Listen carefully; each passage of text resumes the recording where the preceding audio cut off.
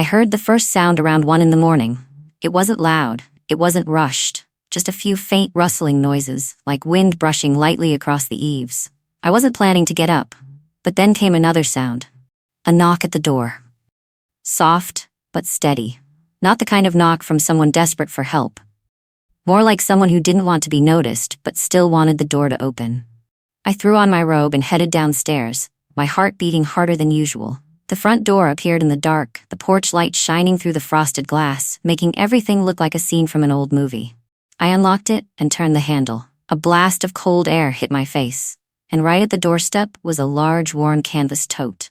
Inside, a baby was sleeping, or more accurately, whimpering and wheezing. The face was flushed, damp, the forehead slick with sweat. Next to the baby was an almost empty diaper bag. No papers, no note. I stood frozen. In that first moment, I had no idea what was happening. My eyes landed on the baby's neck, then the tiny hand curling up instinctively. I bent down, touched the hot skin. The baby had a fever, a real one. I gently lifted the shirt and saw a faint bruise running along the back. I looked around. The yard was empty, no one in sight. It felt like I'd stepped into a dream that had the colors all wrong. I rushed to the doorbell camera and started rewinding the footage. She showed up at 12:57 a.m., Alyssa, my sister. Black coat, hair hastily tied up, no makeup, no other bag. She walked up to the door, bent down, and set the tote down. Stood there for about 4 seconds, eyes flicking around, and then she smiled. I saw it, clear as day. A fleeting smile before she turned and disappeared into the darkness. I don't remember exactly what I did over the next 15 minutes. All I know is that when I came to, I was holding the baby in my arms, one hand gripping my car keys, the other grabbing the old newborn bag I'd kept after my second miscarriage. I drove to the nearest hospital. No radio, no heat, no tears. The nurses took the baby right away. They checked the temperature, ran blood tests, paged a pediatrician. One of them asked, "Are you the baby's mother?" I said, "No, the baby was left at my door." Then came the police. A young officer took my statement. I lied. I don't know why, but I did. My sister asked me to watch the baby. It was an emergency. I heard myself say it like I was reading from a script that didn't belong to me. I didn't mention the camera, didn't say she walked away without looking back. Once the initial paperwork was done, they brought me into the observation room to stay with the baby. I sat there watching the child sleep on that stark white hospital bed. Even in sleep, the baby's face was tense, chest rising and falling unevenly. Every now and then, one tiny hand would twitch, like it was searching for something familiar that wasn't there anymore. I remember the first time I lost a pregnancy. A dull ache during a meeting. I thought it was just stiffness from sitting too long.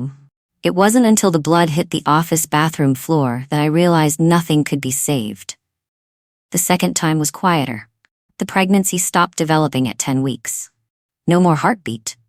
The doctor said it gently, like he knew I'd heard those words before. I moved to the suburbs after the second miscarriage. Told Lucas I needed space.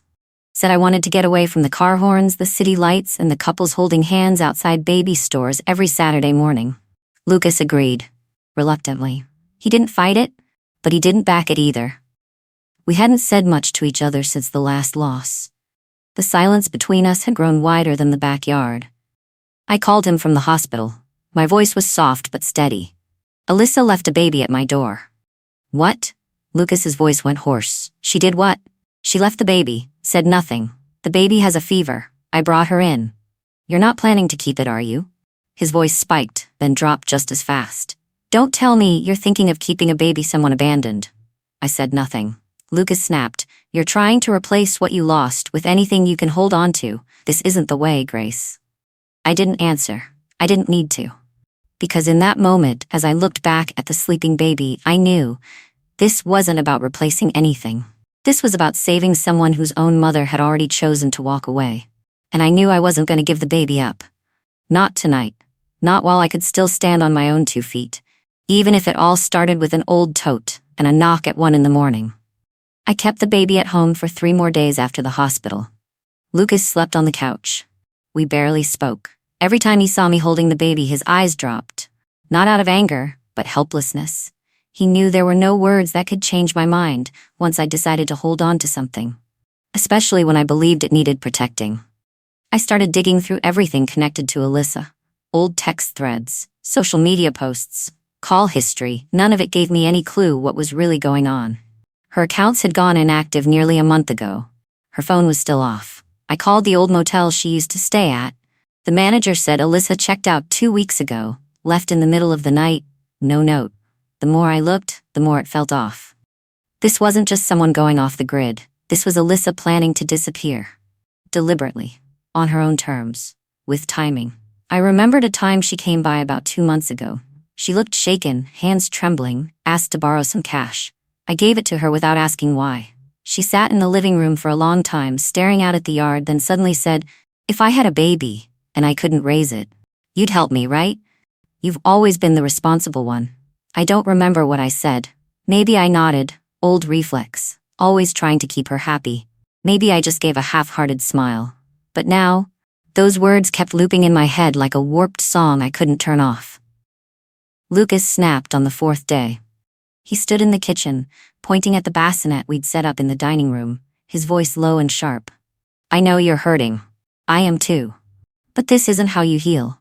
You can't just take in a child that dropped out of the sky and expect it to fix everything." I looked at him, calmer than I expected.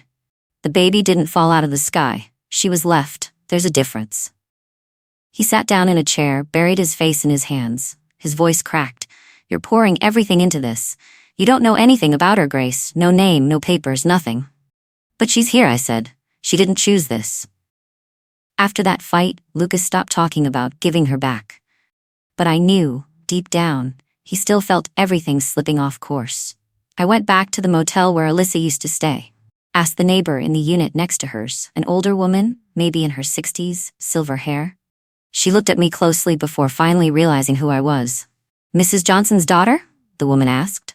I nodded. She frowned. "Alyssa, a few weeks ago she said something strange to me. She said, if my sister can raise my baby, maybe I won't come back." I thought she was joking. I didn't know what to feel. The woman went on, "Your sister. She didn't seem well. I saw her once sitting in the hallway, late at night, whispering to a pillow." I thanked her and left. My heart wasn't racing out of fear, it was confusion. Part of me wanted to believe Alyssa did this because she was sick, because of a pain she hadn't healed from since her husband died in that car crash 2 years ago. She hadn't been the same since. Quit teaching, cut off her friends, turned down every offer of therapy. She used to be a good teacher, strict but committed. But after he died, she changed. Not in a wild, rebellious way, more like she was breaking apart piece by piece from the inside. That evening, I got an email. No subject line. The sender's address was a string of random numbers. The message was short, just one sentence: "You think it's Alyssa's kid?" Attached beneath was a file, a screenshot of an ADN test result. The last line: "No maternal relationship detected between the child and Alyssa Miller." I dropped the phone. My whole body went cold. The pulse in my ears pounded like drums. My eyes stayed wide, unblinking, as if staring hard enough might make the words disappear.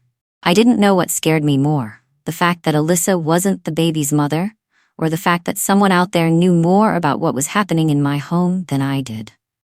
I wanted to call the police. Wanted to call Lucas. But I couldn't lift the phone. I just stared at the baby sleeping on the couch, her tiny fist gripping the edge of the blanket like she was afraid of being taken again. I didn't know what to do. All I knew was that from this moment on, it wasn't about Alyssa anymore. Or about the child I'd lost. It was about this question. Whose baby am I holding? It took me nearly an hour to come back to myself after reading that email. I didn't eat that entire evening, didn't talk to Lucas, didn't take my eyes off the baby sleeping in the next room. I just kept watching her, like I might somehow find a missing piece in that tiny face, something that could erase the truth I'd just learned. But I didn't find anything. The next morning I called the police again. This time, I was more direct. I told them the baby wasn't Alyssa's, that someone had sent me an anonymous email confirming it. They asked if I could forward the file and preserve everything as evidence. I said yes, and scheduled a time to meet later that day. The investigation shifted from a relative asking for help with childcare to a possible case of child abduction. The question changed from "Where is your sister?" to "Whose child is this?" I sat across from the lead investigator, a middle-aged woman with a hard voice and cold eyes, when she asked, "Are you sure your sister doesn't have a mental illness?" I didn't know how to answer. I told them to review the doorbell footage again. I watched it with them, frame by frame.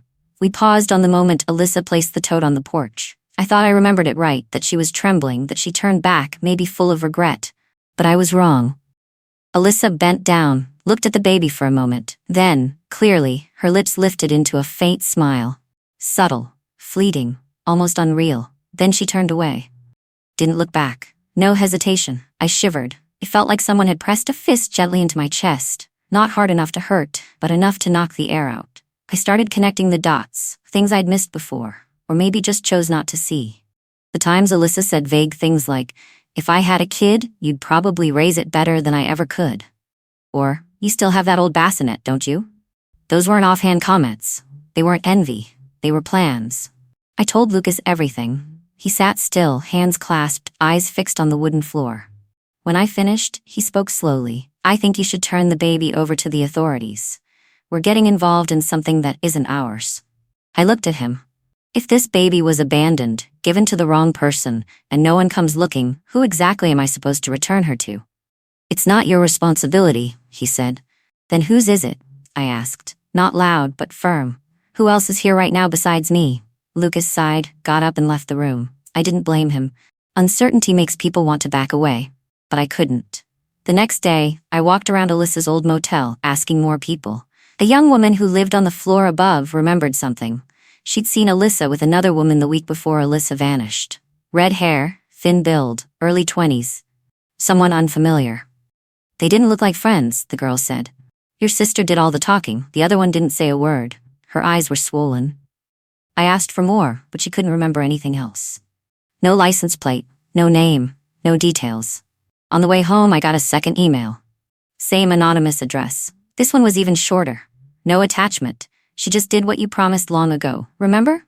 I pulled over to the side of the road, read it once, then again, then 5 more times. Each word soaked into my chest, then cracked open in my head. Did I ever promise? I wasn't sure. When we were kids, Alyssa was always the one pulling me into make-believe games. "Let's pretend I'm the mom and you raise the baby. If I ever disappear, you'll take care of my child, right?" I always nodded, just to make her happy. There was one time, after her husband died, when she was barely holding it together. I held her shoulders and said, "If you can't handle it, I'll take care of everything." Maybe, to Alyssa, those words weren't comfort. Maybe they were a contract. I looked at the baby, half asleep, nursing from the bottle, her eyes drifting into that soft blur before sleep. I didn't know who she was, where she came from, what her real name was. But she was here, with me, and maybe it's because I made a promise, even if I don't remember making it. I didn't have much time to brace myself before the call from the police came in. The familiar voice of the female investigator came through the line. "We've just confirmed that Alyssa voluntarily checked herself into a treatment facility 3 weeks ago. All paperwork's in order, real name, legal admission." I had to ask again. "You mean, she wasn't forced? She didn't run off?" "No. Completely voluntary. And the most notable thing is, Alyssa checked in just hours after your doorbell camera recorded her leaving the baby at your house." I went quiet. Couldn't tell if I was supposed to breathe or swallow first. That afternoon, I drove nearly an hour and a half to the treatment facility tucked away in a small southern town. There was no guard at the front gate, just a buzzer and a faded wooden sign. Everything felt unnaturally still, like time had gotten stuck there. They guided me to a visitation room, white walls, wooden table, 2 metal chairs facing each other. Alyssa walked in after a few minutes, dressed in pale blue patient clothes, hair tied up high, no makeup, but she didn't look like someone in treatment. If anything, she looked more at peace than I'd ever seen her. She sat down, didn't rush to speak, just looked at me for a moment, then gave a faint smile. "Thought you'd come sooner," Alyssa said, no blame in her voice. Just calm, cold calm. I didn't answer right away, just set my hands on the table, trying to keep them from shaking. "That baby, she's not yours," I said. "Why?" Alyssa leaned back in her chair. "I was never meant to be a mother, Grace. I've known that for a long time. But you've always been the reliable one, since we were kids. Everyone said so." I furrowed my brow, gave a small nod, waiting for more. "No one forced me, no one hurt me. I just gave you a chance, a way to start over after everything." I swallowed hard. "You think leaving a baby on my doorstep in the middle of the night is some kind of gift?" "I didn't know any other way, and I didn't want you to say no," she said, eyes fixed on the table. If I told you first, you'd be logical. You'd ask questions, you'd refuse. But if you saw her, I knew you wouldn't let go. I leaned back, a dull ache creeping up my spine. You're manipulating me. No, Alyssa looked up. I'm giving you back what I owe. In my head, memories started rewinding like an old film reel. Back in college, when Alyssa dropped out her final year to take care of our sick father. At my wedding, she chose the flowers, arranged the chairs, stayed to clean up after everyone left. When I lost my first pregnancy, she sat by my hospital bed for nearly 18 hours without sleeping. But she was also the same person who once stared at me late one night, drunk, and said, "You have everything. You don't need to keep taking more." I asked quietly, "Then who is the baby? Whose child is she?" Alyssa didn't answer right away. She just said, "That's not something you need to worry about. What matters is, she has you now." I clenched my fists. The anger didn't explode. It seeped in slowly, like blood soaking through fabric. I couldn't tell if this was twisted kindness, or just the fallout of wounds Alyssa never let anyone bandage properly. "I'm not here to clean up your mess," I said, my voice trembling. "No," Alyssa said. "You're not fixing anything. You're saving what I couldn't hold on to. I knew you wouldn't throw her away."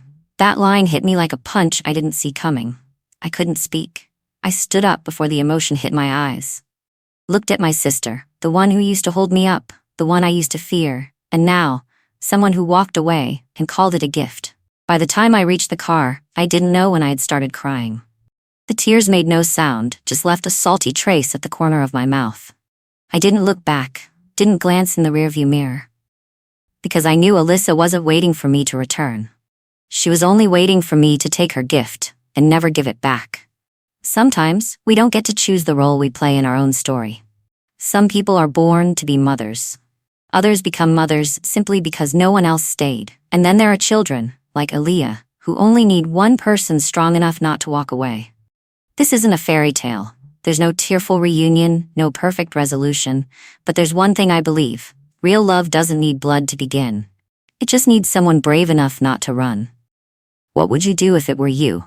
Would you keep the child or hand her over to someone more qualified? Have you ever been the replacement in someone else's life? Share your thoughts in the comments below. And don't forget to follow the channel so you won't miss what's next. Thanks for staying with us until the end.